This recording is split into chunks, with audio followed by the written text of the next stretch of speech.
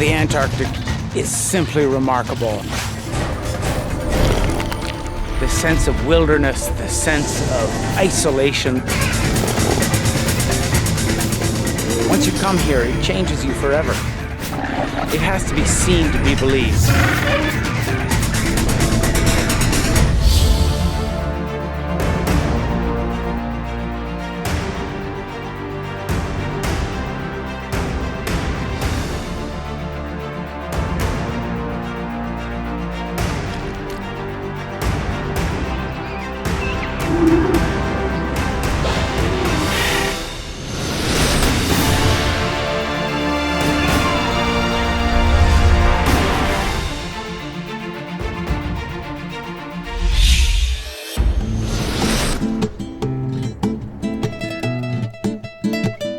This is southern Argentina, a mixture of rugged natural beauty and old world charm.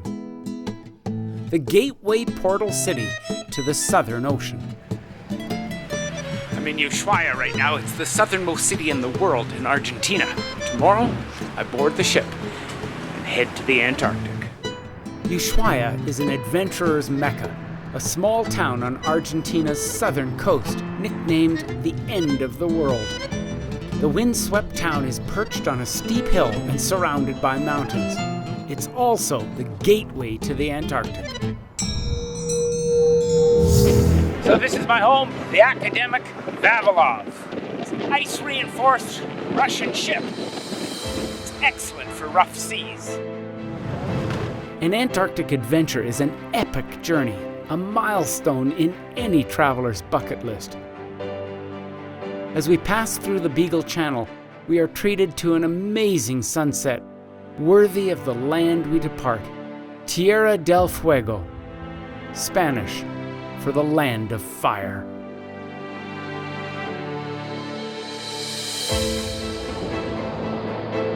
The Drake Passage is the wildest and most dangerous body of water in the world.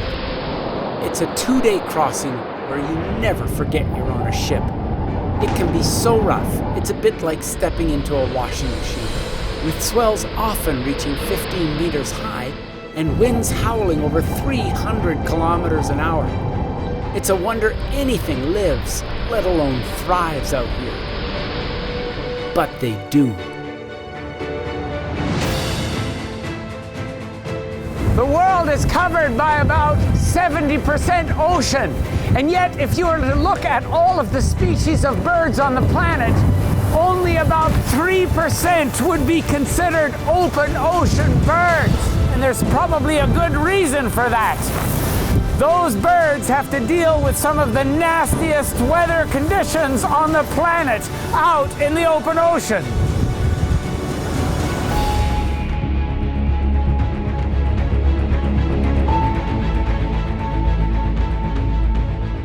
It's hard to believe, but there's a bird that lives out here for years at a time, only returning to the land to breed and to raise its young. In fact, it's a bird that will cross the ocean for breakfast.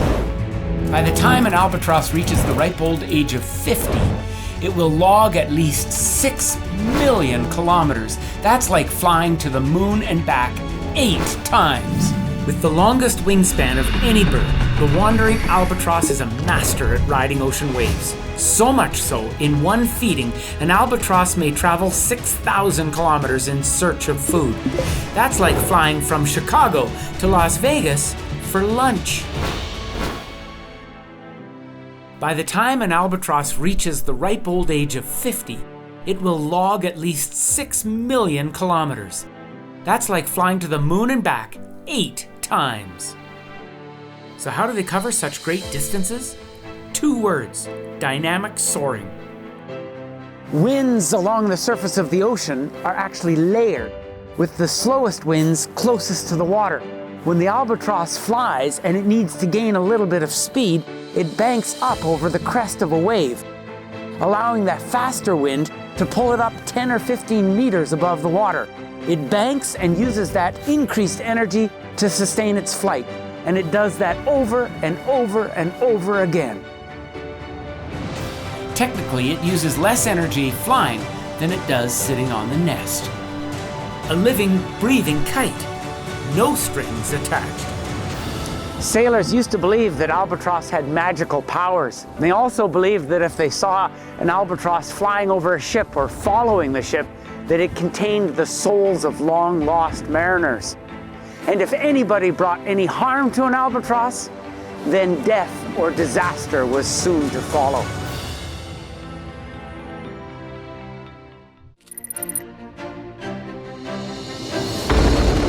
It's a classic 50 day in the Antarctic.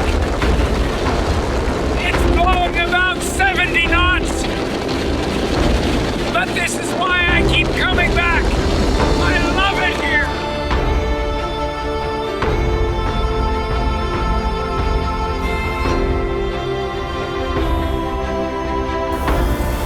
Some people like to go to Disneyland for an adventure, but I like places that are a little bit wilder.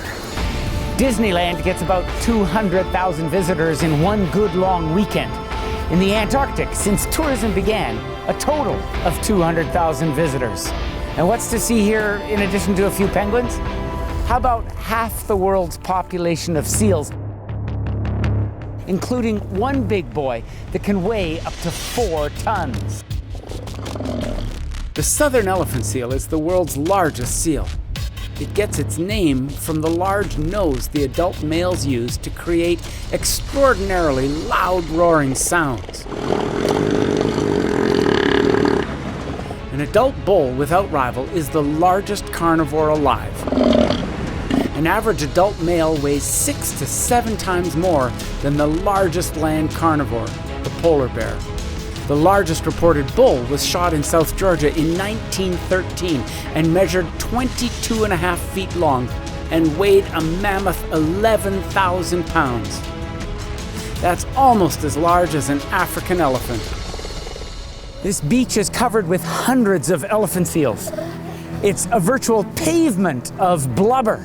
There must be hundreds of tons of these seals. And they're all here doing one thing. They're losing their outer skin. It's called a catastrophic molt. Every spring, for 28 days, these seals will shed their fur, revealing a new dark fur underneath. When molting occurs, the seals are susceptible to the cold, which is why they are on land in a safe place called a haul-out. And it's one of the few times you will see an elephant seal out of the water.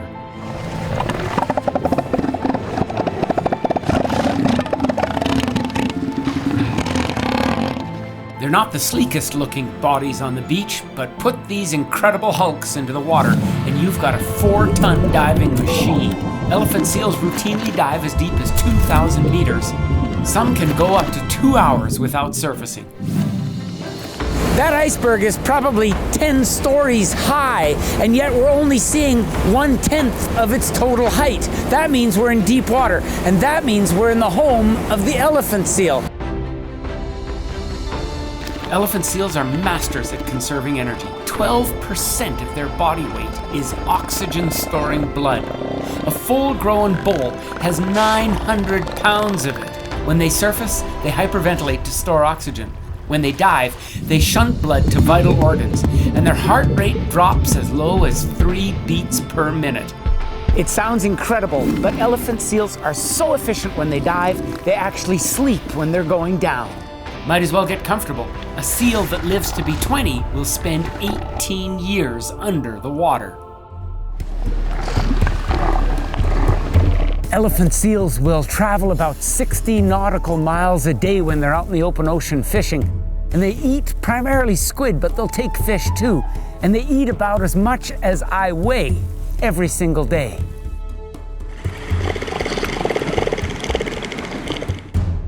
And there's some new research that indicates that maybe there's more than just feeding going on out in this ocean. In fact, there may be a little bit of hanky-panky happening. If you're a subadult male and your chances are virtually zero of breeding with a female on the beach, and the chances of getting whomped by a big beach master is very good, then what's the point of going to the beach in the first place? About 50% of the females seem to be showing up pregnant and giving birth on the beach a year later. So something is definitely happening out there. So perhaps it's more of survival of the sneakiest rather than survival of the fittest.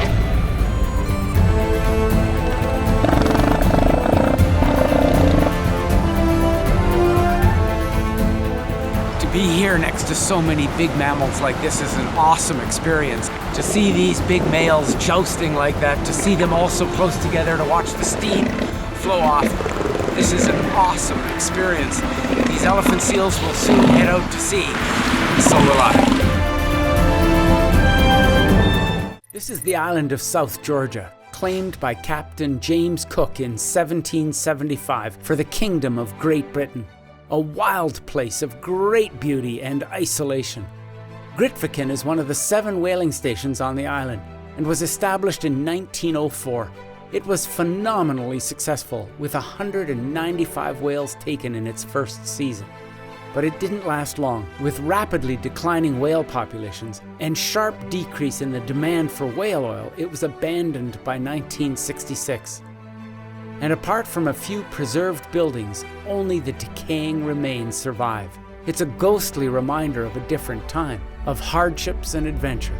It's also the burial spot for one of history's most intrepid explorers, Sir Ernest Shackleton. In April 1916, during his trans-Antarctic expedition, his ship sank locked in ice, stranding him and his crew. By overcoming numerous obstacles and after being at sea for over a year, Shackleton saved all the lives of his remaining crew. A fitting monument to both this place and Shackleton's formidable legacy.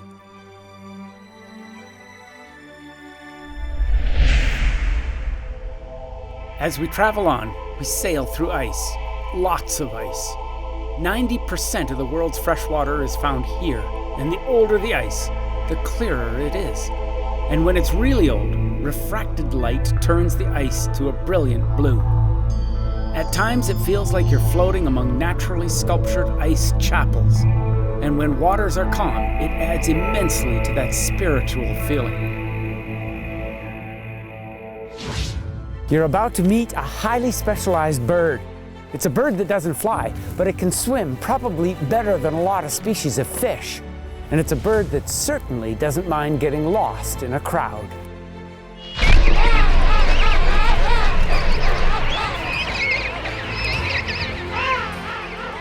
This is the Gold Harbor colony of king penguins in South Georgia. It's one of the largest colonies of this species in the world, and for someone who has ever dreamed of walking amongst thousands of wild penguins, this is the place. This is incredible. As far as the eye can see, it's king penguins everywhere. And with an estimated population of 3 million birds, they're flourishing.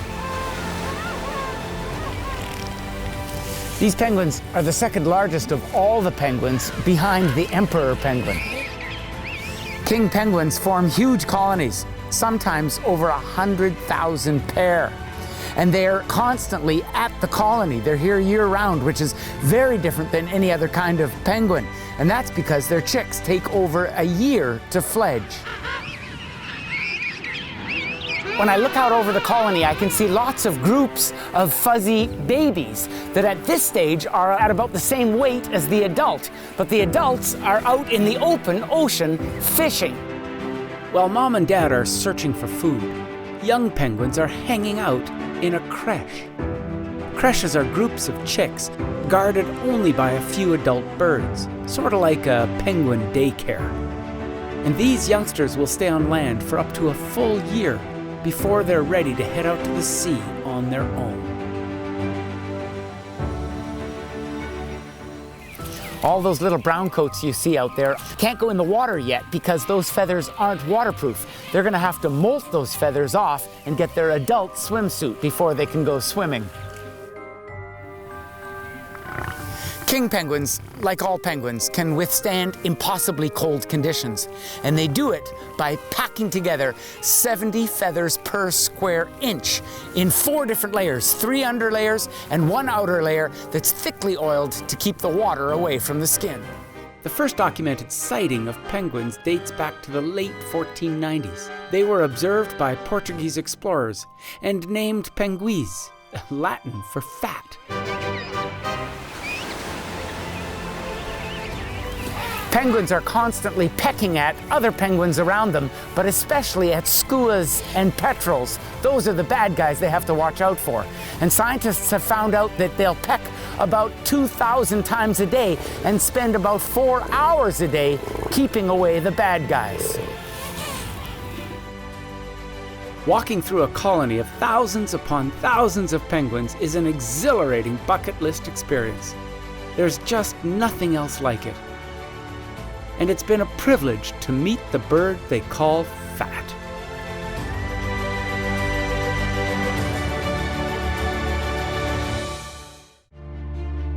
It's time to head out to the open ocean to see if we can find some seals of a different sort.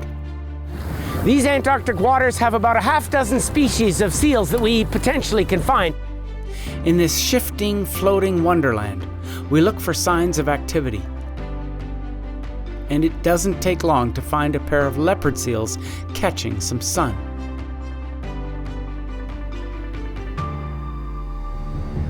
Now these guys may look all cute and cuddly, but the fact is, weighing in at 1,000 pounds and armed with powerful jaws and long teeth, leopard seals are an Antarctic killing machine.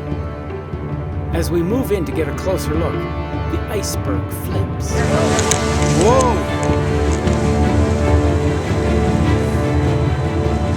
That was cool. That was amazing.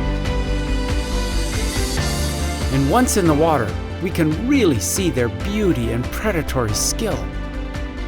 They propel themselves with powerful foreflippers, reaching speeds of 40 kilometers an hour. Leopard seals rank alongside killer whales as Antarctica's top predator. It is bold, powerful, and curious, and it's been known to hunt people, although its favorite meal is penguin. Completely at home in these icy waters, kings of their domain, hanging with a leopard seal is an unforgettable experience.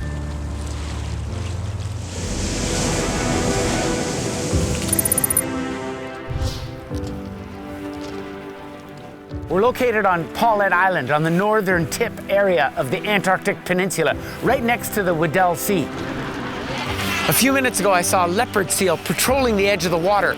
Penguins were rocketing out, obviously aware of the danger. Researchers tell us that up to 1.5% of the adult population will never return to the colony, taken by predators. This penguin is the Adélie's penguin. Of the 17 species of penguins that exist in the world, this and the emperor are the only 2 species that will nest only on the continent. The places where penguins nest together are called rookeries. Studies have found that these rookeries are often continually used for hundreds, even thousands of years. The oldest found so far has been used every year since well before 4000 BC. That's over 6,000 years old. This is one of my favorite penguins. It's the cutest of them all, I think, with the little white eye line. They're absolutely adorable, and they're tough little penguins. The males get here to the breeding site before the female early in the spring, and to get here they sometimes have to walk across incredible distances of frozen sea ice, up to 60 kilometers. Once they get here, they proclaim their territory as their own, and they patiently wait for their wife to show up. It may seem like utter chaos, but this is home sweet home to some of the most devoted parents in the animal kingdom. Adélie penguins breed and raise their young on the continent of Antarctica, further south than any other penguin. Adélie penguin colonies are very loud, raucous, and smelly affairs. The call of an Adélie is as musical and gentle as scratching glass, and the whole colony is awash with guano, which is a posh word for bird poop. An unbelievable sea of noise and confusion. Up to 250,000 pairs of birds in massive colonies.